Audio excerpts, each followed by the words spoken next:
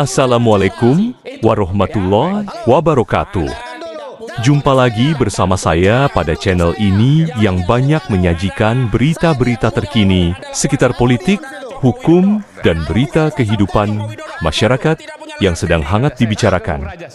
Mari kita ikuti beritanya, tonton sampai selesai.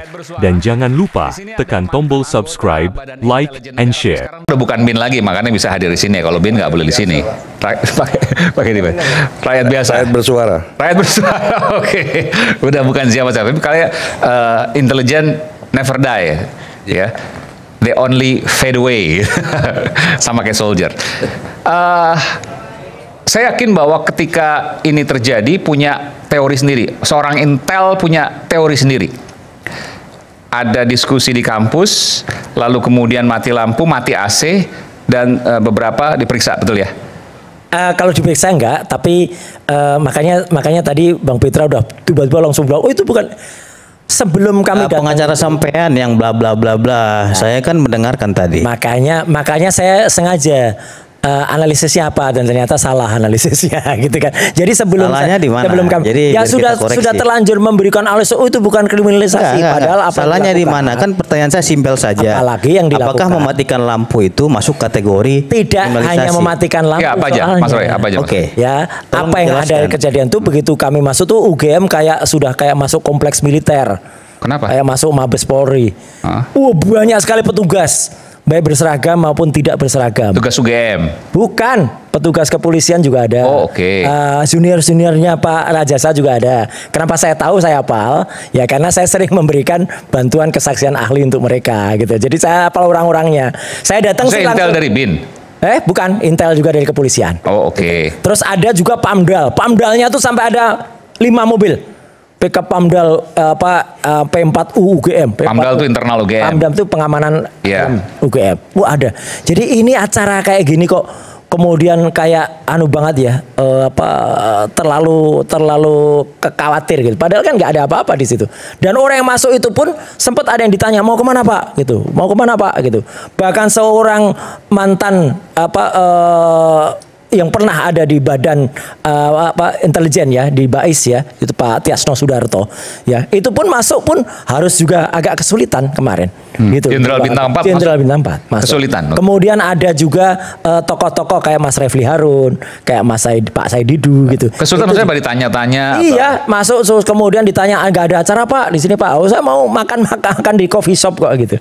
Akhirnya kami kumpul di coffee shop. Oh, dibilang nggak ada acara di sini Pak? Iya, inilah udah berusaha dilakukan itu. Hukum, jadi semena-mena bilang kriminalisasi dan lain-lain. Faktanya kriminalisasi kayak gitu. Saya baca dulu nih definisinya soal kriminalisasi ya. Baca aja di Google, coba lihat lagi jelas di Google. Betul. Ini jatuh saya tadi kan. Baca ya. Sebelum Pak baca saya, sedikit aja. Jadi kriminalisasi itu ada dua, arti hukum dan arti non hukum. Kalau dari sisi sosial politik, kriminalisasi itu apa yang dilakukan tindakan-tindakan yang menghambat kemerdekaan berdemokrasi seseorang, dan kemudian dilakukan pasal-pasal atau hal-hal yang kemudian sebenarnya tidak layak dilakukan untuk dia melakukan itu. Itu sumbernya apa? Jelas betul sampai jatuh. Ya, jadi artinya begini. Ya, sumbernya dari mana sumbernya? Kenapa? Sumbernya apa? Sumbernya ada dari wiki, ada juga dari kitab yang saya baca di sini. Clear betul, silakan dicari. Jadi gini. Biar Mas Roy Suryo mengerti pengertian kriminalisasi ya. Ini jangan dikarang-karang. Kriminalisasi itu berasal dari kata kriminal ya. Jadi kriminal itu siapa? Kita lihat dulu, seseorang yang dituduh ya melakukan perbuatan kejahatan ataupun tindak pidana. Ya. Terus orang tersebut tidak melakukan perbuatan tindak pidana, dipaksakan melakukan perbuatan pidana. Nah, itu kriminalisasi. Jadi kalau konteks di UGM itu namanya diskresi. Kewenangan mereka mau matikan lampu kayak mau matikan AC itu hak mereka, karena itu bukan punya Bang Roy. Melanggar HAM itu mah. Itu petugas di sana. Itu diskresi. Jadi bahasanya jangan disebut kriminalisasi. Ini Bang Aiman, saya merinding melihat mereka ini dikit-dikit kriminalisasi. Tapi mereka tidak menyadari mereka yang mengkriminalisasi Pak Jokowi di sini.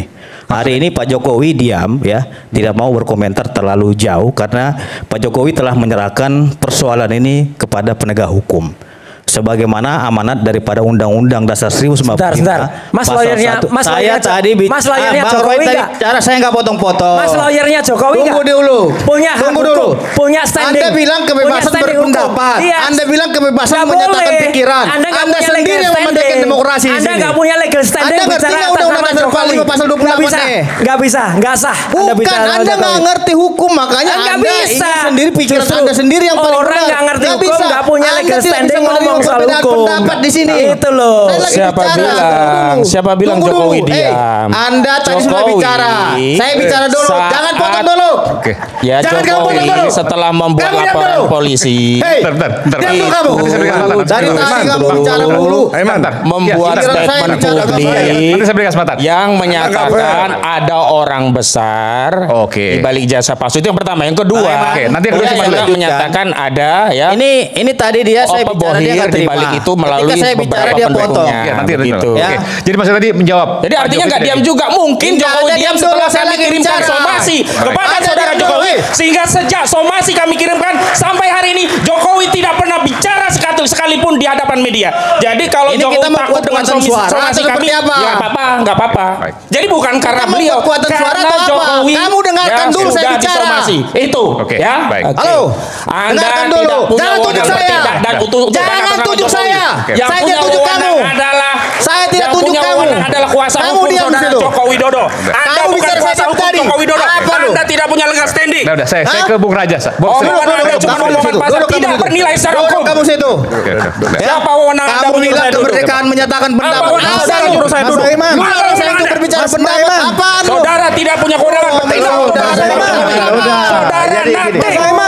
kapan giliranku ini? Ya. Diam dulu. Bang Sri. Kapan giliran saya bicara? Kamu dengarkan dulu. Bang Sri. Kamu bicara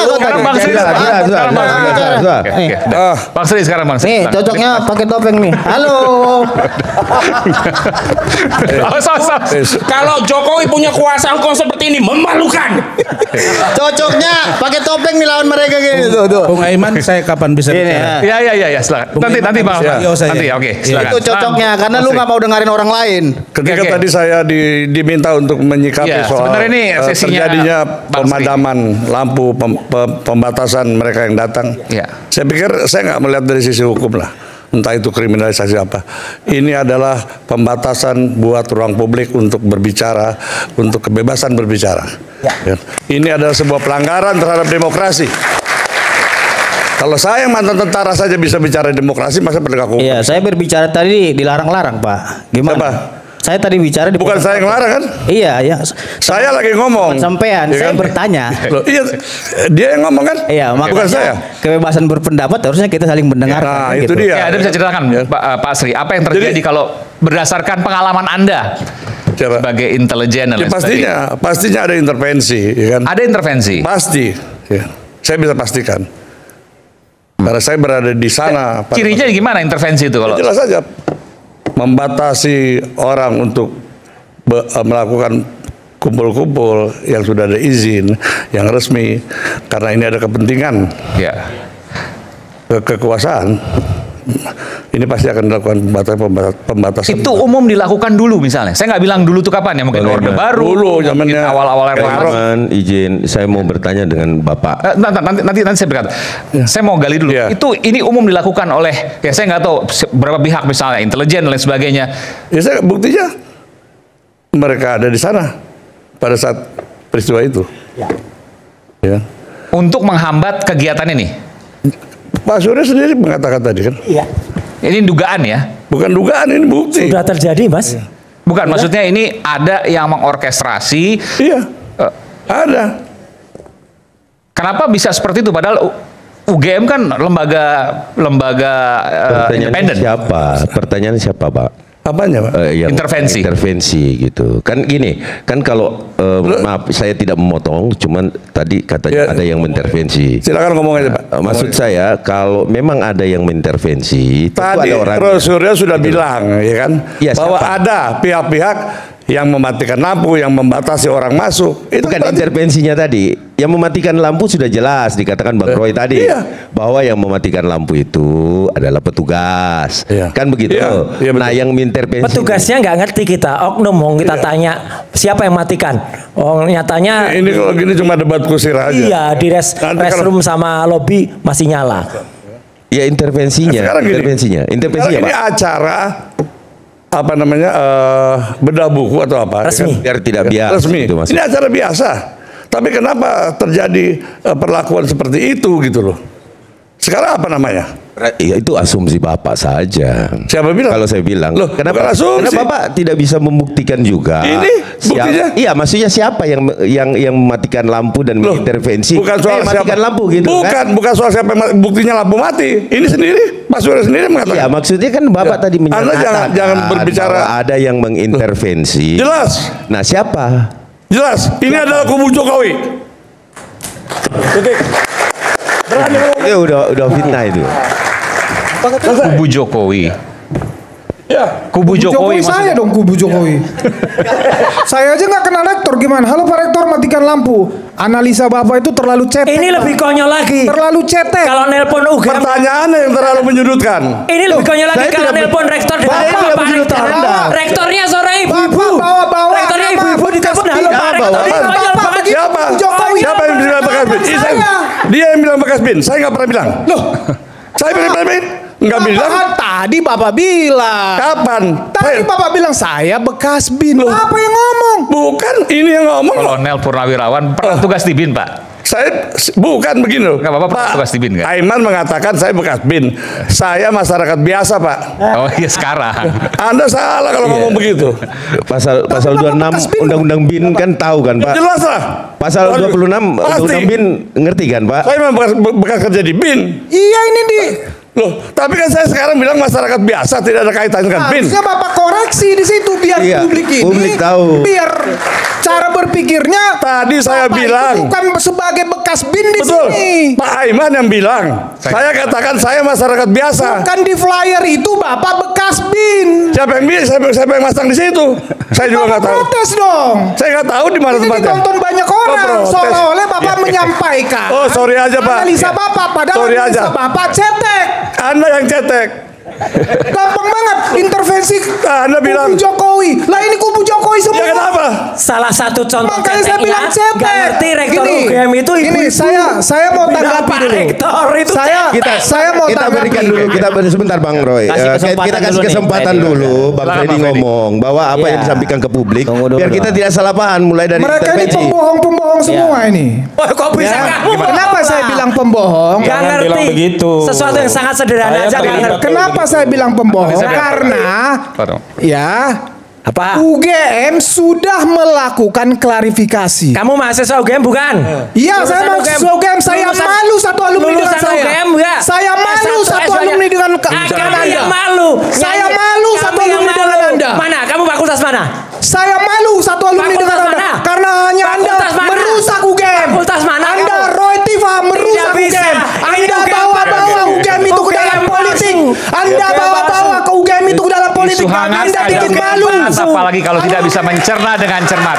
Jangan lupa cangkir kopi nikmat yang hangat untuk menemani bersama dalam Rakyat Bersuara. Kami akan segera kembali, tetaplah bersama kami di Rakyat Bersuara.